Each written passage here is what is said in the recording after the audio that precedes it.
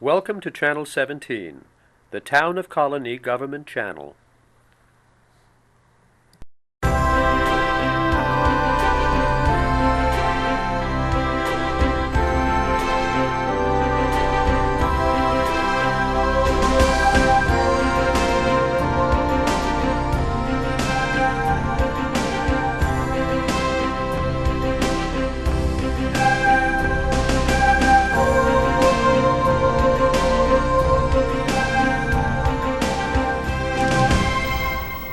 Welcome to Parenting in the 21st Century. I'm Zina Shevchik. Today we have with us Nancy Scarselletta from the Language Learning Institute in the Capital Region, and we'll be talking about foreign language learning and children. Welcome. Thank you, Zina.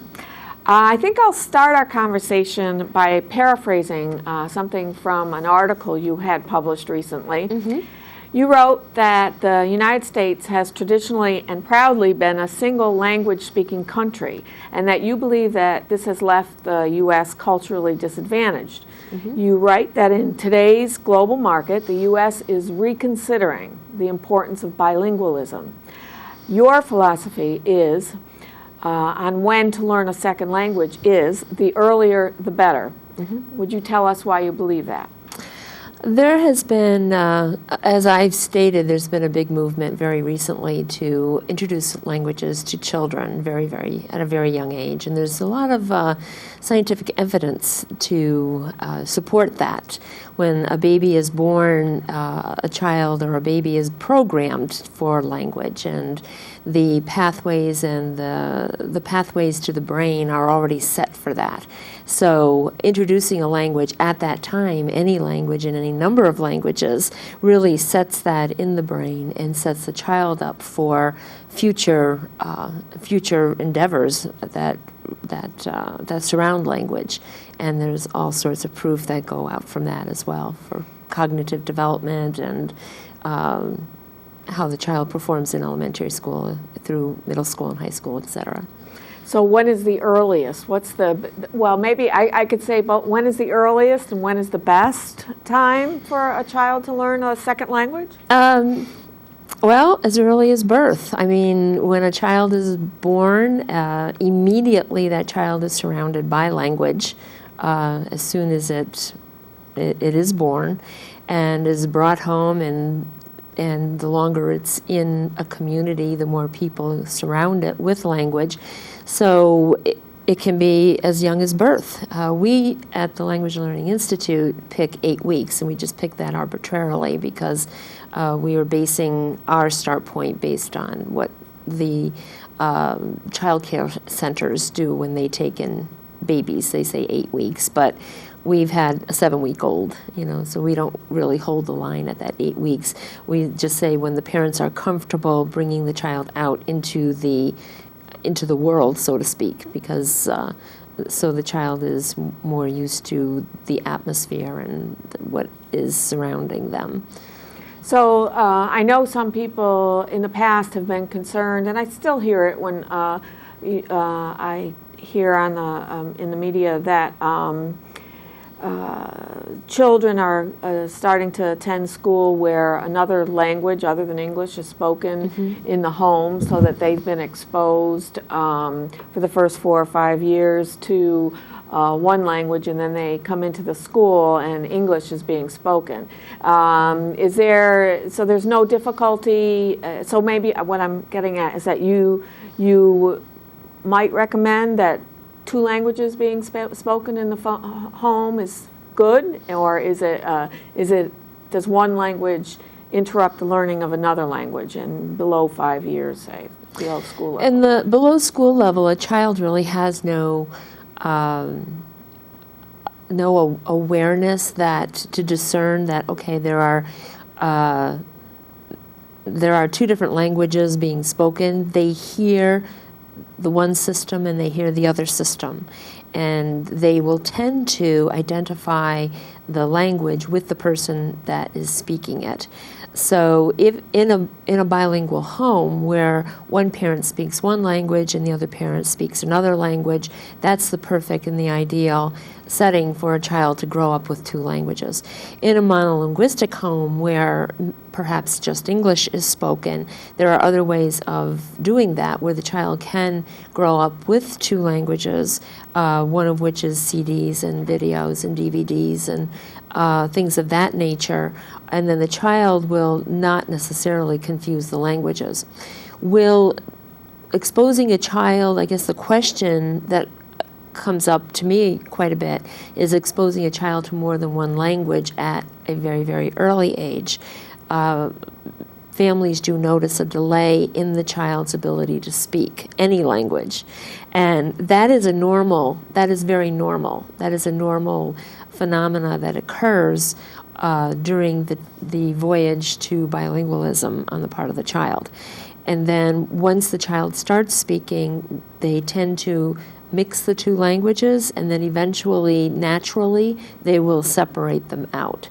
But the question that you were raising, is this what you're talking about, where they're speaking a language other than English in the home and then coming in, and that's another way of going into bilingualism. And as children, when they come into that kind of environment at the age of 5, they tend to pick up English very, very fast because their community of one language consists or exists in their home and in that community that their family has created. And so they have that community in the home, and then they physically go to school and they are surrounded by another community of English speakers where everywhere they go they are surrounded by English, and therefore they pick that up. Very interesting. So it's Yeah. environment dependent in a way, you're saying. Yes, language is, and that's a very good way of putting it. It is environment dependent. If you think about it with a baby, and I have a PowerPoint that just shows that graphically, when you have a baby in the middle and all these different people all around them, they are all speaking a common language, and they're speaking that to the baby. So the baby hears all the sounds on all of the intonations that are associated with that language. So when a baby starts speaking, it starts with babbling. And when it babbles, it will pick up the intonation. It has all sorts of sounds in that babbling that are the beginnings of like the French R, which is an extremely pretty difficult sound to make, or the Italian R with the trilling of the tongue. And all of those are possibilities for that baby. And as it's surrounded by these communities of people speaking to them, it picks up the predominant sounds. So those are the sounds that the baby will keep. So as a baby, if that baby is exposed to many different communities, and I'm talking about communities as groups of people, not necessarily the community of Colonie and the community of Schenectady, not that, but the community of people that its family brings around the child, or the school, or the church, or whatever or synagogue, whatever affiliation that the parents have. The child will pick up on those sounds. So the more languages the child's exposed to as a baby, the more that child is going to keep all those sounds in its repertoire. So when I teach children and I teach adults French, the pronunciation part of it is so different. And when I speak to a child in French, I simply say the word and they repeat it. When I try to do that with an adult, I usually have to have some sort of explanation as to how to produce the sound. It depends on the adult for sure, and their own language background. I have, from everything you just said, I have so many questions. I know from reading and talking to people that babies' brains, children's brains are just more malleable, and as we grow, it becomes more set. The pathways become more set. So that I guess that must have something to do with this learning. But I also when I was reading before our conversation here, they were talking, maybe it was in your article, maybe it was in something else I read, about actually the physical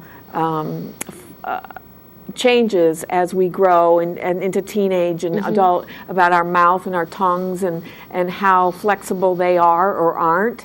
So would you talk about that a little bit? Sure. The pathways that you're talking about, and how as we get older it gets a little more difficult for us to learn, those pathways that are given to us or we're born with actually disappear very quickly.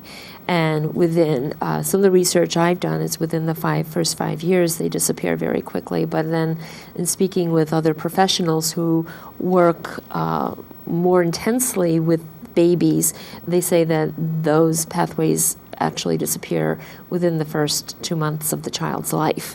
So they start to disappear in any case.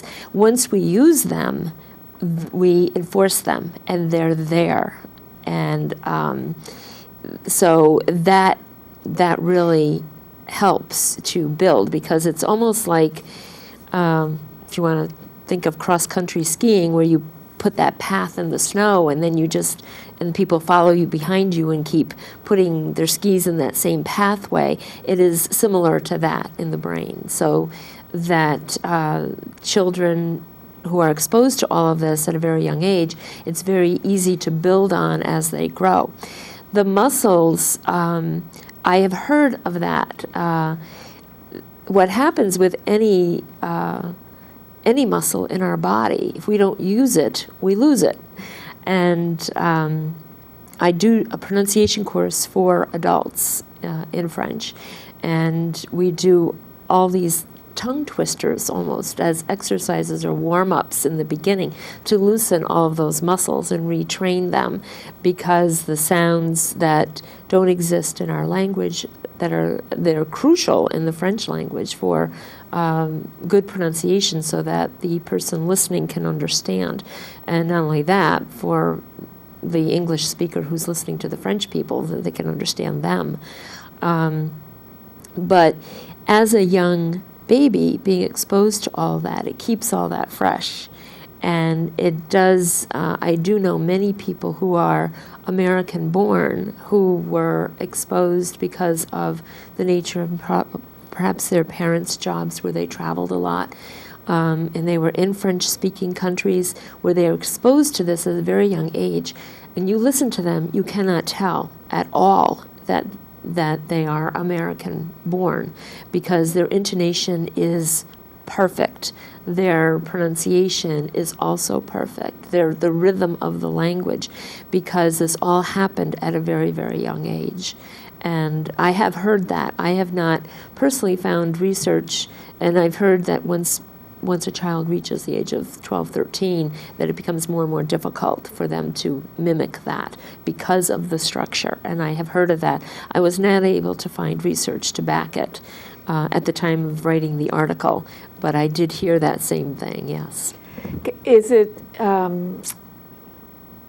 if you learn a second language, or if you're bilingual when you're young, is it easier to learn a third language or a fourth language, or is that not related at all? No, I believe it's very related, because first of all, when one learns two languages, when a child learns two languages at a young age, they're not questioning.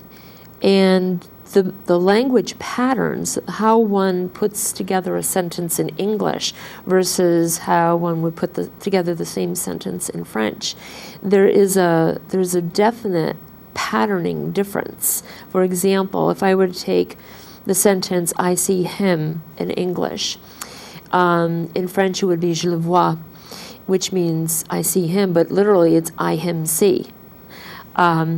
When in high school that is introduced to a student, or middle school, when that is introduced to a student, the first thing that comes to the mind of the student who's not been exposed to another language before is, why is it that way? If le means the over here, why does it all of a sudden mean him or it here, and what's it doing there? And all these questions come up rather than accepting. Where when a child is exposed to a language at a very young age, and then they grow into it consciously, the consciousness comes later that, wow, these two languages are put together differently. then when they're exposed to other languages, they're not questioning as much, they're accepting more. And then the emotional, there's a lot of emotion that goes on in learning a language at an older age, and older could be as old as 5th grade or 6th grade. There's a lot of emotion that comes up with that, and that is not even there with the children who already know 2 languages and are exposed to a 3rd or a 4th, because they are already going into it with the mindset of, you know what, this isn't English. This is going to be different. So all of that questioning, all of that Resistance? resistance, there you go. I'm thinking about middle schoolers, high teenagers, you know? Yeah, all that resistance. Well, that's stupid. Yeah, Why right. don't they say it this way? You know, and I always explain to my students, be they adults or middle school or high school students, I always say, you know, when you say it this way in French, this is what they hear, rather than trying to tell them, you know, well, this is a translation. Because when you say to a French person, je le vois, the French person will hear, depending on the context, either I see him or I see it. And that's what they hear. If you say it any other way, it hits them like as if I said to you in English, I it see. And I always explain it to them that way, which seems to calm the resistance and ease the panic of, you know, this is really different, and how do I ever do this? But yeah, so I do believe that it is easier if a child is exposed to a language at a young age, that it would be easier to learn 3 and 4 languages. Yeah. So this gets us to the schools, both public and private. I assume, I'm not as familiar with private schools, so you'll have to correct me and let me know if it's other than what I'm going to say, which is that most schools don't introduce language or a second language until 5th or 6th or 7th grade. The public schools, because of funding, more often than not, introduce it at that age. It's been my experience with private schools that they introduce it at a much younger age. In fact, I worked at a private school where I taught 3 and 4-year-olds French. It was a pre-K class. The public schools have a little more trouble doing that because of the funding. The money just isn't there. But I'm hearing more and more how schools are putting it into the lower grades. Yes, my children weren't exposed to another language until 6th grade. And the school they were in at that time, also one of my children wanted to take more than one language. We had a little to-do, she and I, about what language she should take, because they were only allowed to take one. And she wanted Latin, and I said Spanish because of all the media about how many of our what percentage of our population was going to be Hispanic by the time my children were adults, working adults, and I just said my parenting philosophy was always utilitarian, practical, and you know I was saying, but if you knew some Spanish, you might be able to get more work, you know, that kind of thing. And still today, she mentions it all the time that she wanted to take Latin, and I made her take Spanish. So it was a tough. It was too bad. The school only allowed them to take one language, and I think they've changed now so that you can start a second language at some point. But I suspect that these budget cuts, you know, because of the economic conditions, are probably going to defer some of those more progressive or enlightened policies. So that's too bad. They could, and you know, and that is also something that we at the Language Learning Institute can look at and partner with the schools to provide another avenue for parents who would like, or for like their child to learn another language, and if it doesn't fit into their schedule. I do know of a school district in particular I'm thinking of. It just was not possible because of the way the schools were configured. It wasn't physically possible for their students in high school, once they hit 10th grade, to take to start another language, or 11th grade if they wanted to start a second language. And I know I worked with a couple of those students who really, they were taking Spanish and they really wanted to learn French, so they came into my programs, and they will be back with me this summer as they're now in college and preparing for their year abroad that they're going to be studying. They want to get back into the French. But yes, because of scheduling, it sometimes is not possible. Even if the school offers those courses, even if the school says, okay, we can do this, we can simultaneously run our programs so that a student at any grade in high school can start a second language or a third language.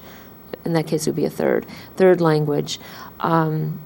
If it doesn't fit into the student's schedule because they're doing a lot of other things, then they still are not going to be able to do it. But this will be a service that we can offer for them, another option. So is there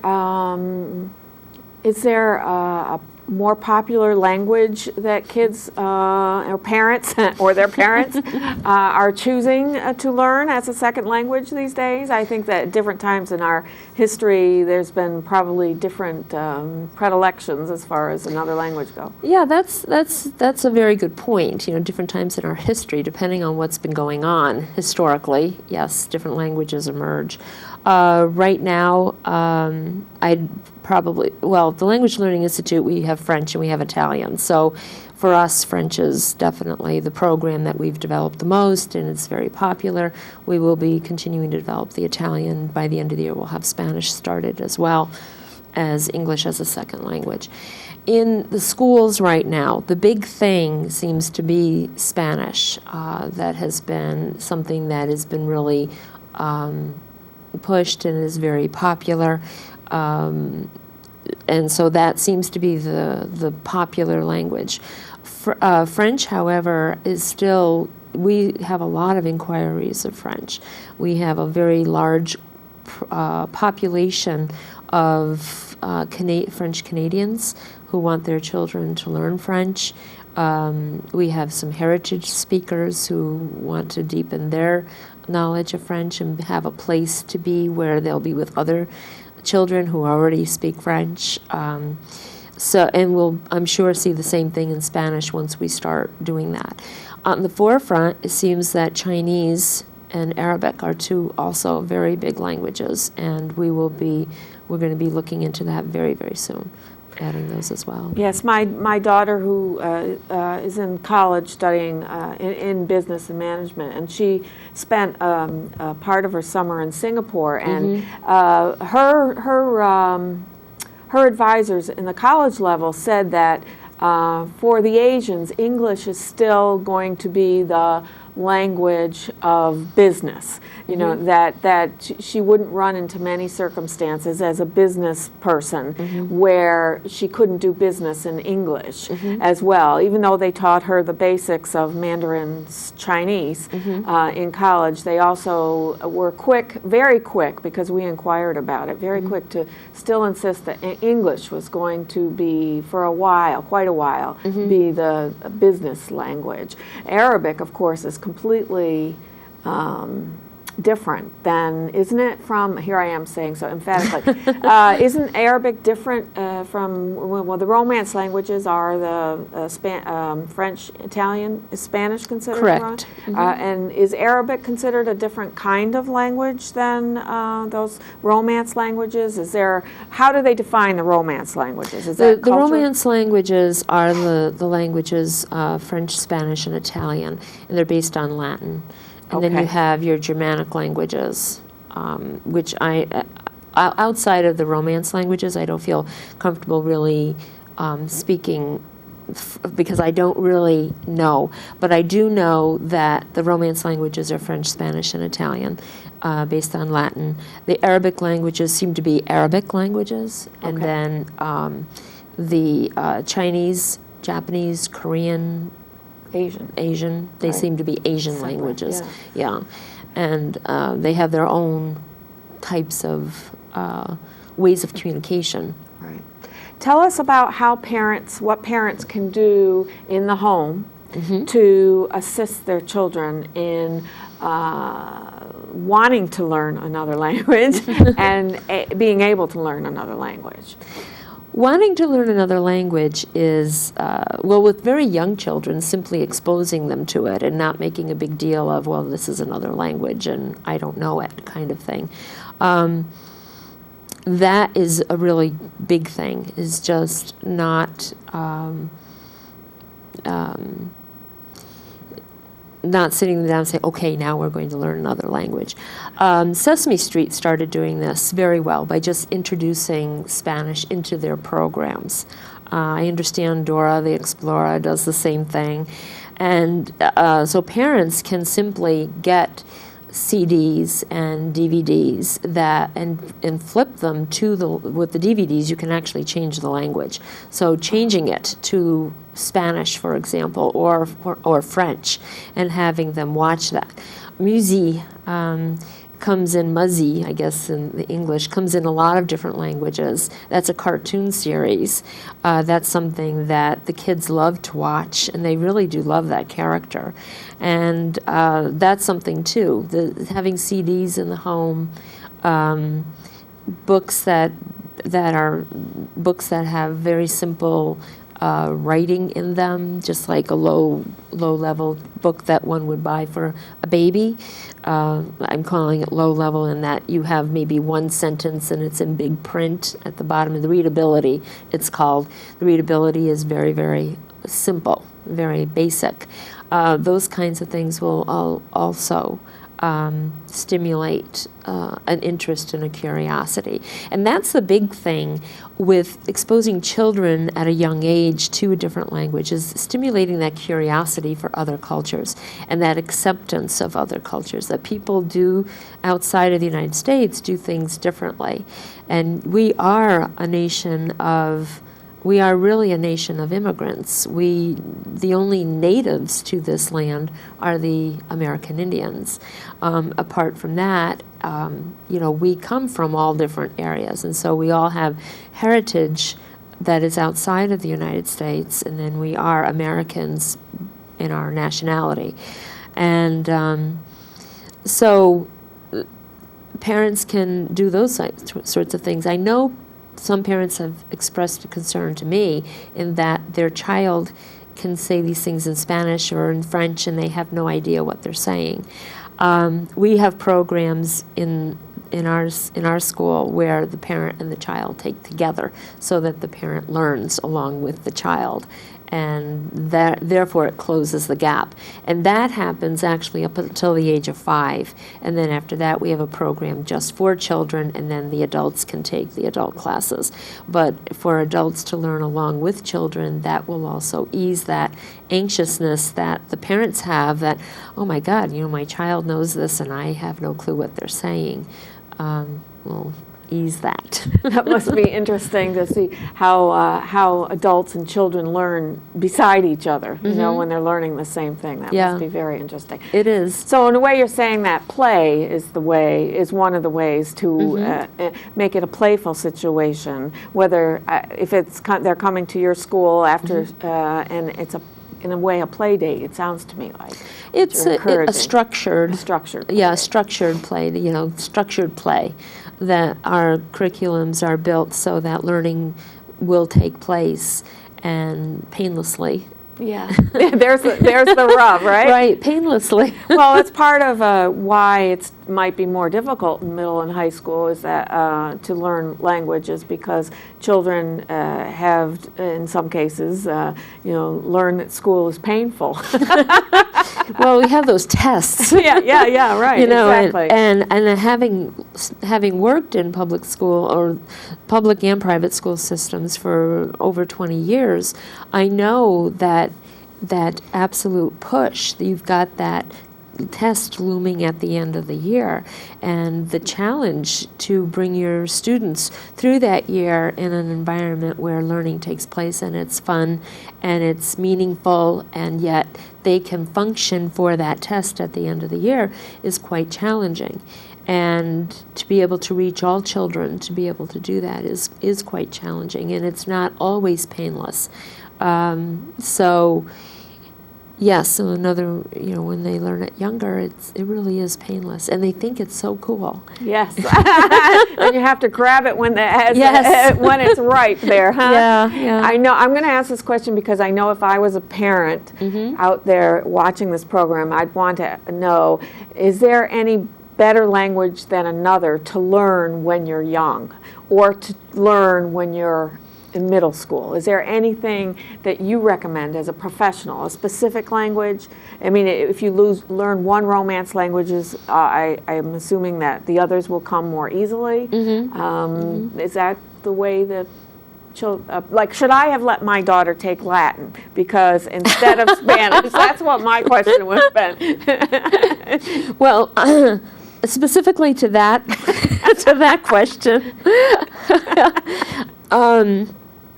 depends on the objectives. Latin is certainly the base of the languages. It is no longer a spoken language. It was at one time. Thus, the Latin Quarter in Paris, the Quartier Latin, it was a language that's where the Sorbonne, the beginning of the public university system, happened in Europe, and that brought education to the layperson above and beyond high school. Before that, it was just the elite that were educated. And Latin was used as the unifying language because men from all over the world came to the Sorbonne to study, so they spoke all different languages and therefore had to learn Latin, or had to use Latin as the common language where they all understood each other. The professors gave the courses in Latin, the homework was done in Latin, et cetera, et cetera. And to answer for the usefulness of it, I think Latin is awesome.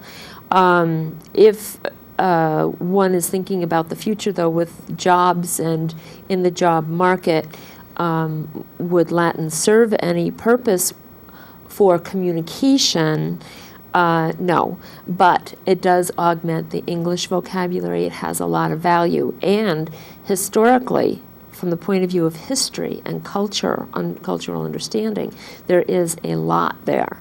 So, to answer your question, that's a difficult question to ask. No, you answered it. You did. And also, too, I always feel like if the child really wants to learn something, that they should be encouraged to learn. Yeah, the resistance comes in, Yeah. right? Yeah.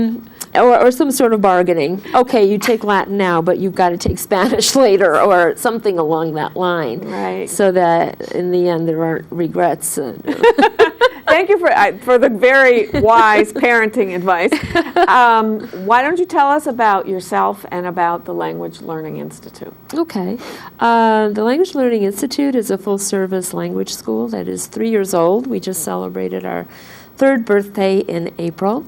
And we have programs for children and adults. And we have language programs, and we have travel programs, and we have special events that go on throughout the year. We will, in the end, have 4 special events. 2 are family events, one coming up July 11th to celebrate. In America, we call it Bastille Day. In France, they call it Le 14, which is the French 4th of July. And it's going to be a really great event this year. It's our 4th one that we're doing, and it's a family event.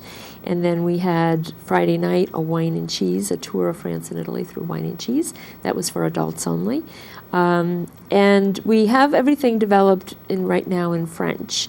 So we start at 8 weeks old, and we go all the way through adults. And I personally am a certified French teacher and have taught for over 20 years in both private and public education. And throughout that time, I really literally have taught 3-year-olds all the way through college. And my certification is also in elementary, straight elementary. And when I developed the school, I had a vision for language learning, and I have a methodology that I've developed and I use in the school and train my teachers to use. And what else? No, you did just fine. I do know, I think I saw that you went to Middlebury College, Yes. which is, I myself know is, their specialty is language and language learning. And so that's, to me, very impressive. Thank you. Yeah, that was an awesome experience. I did it during the summers, and you can do it in 4 summers, and I just doubled up and did it in 3, which was pretty intensive.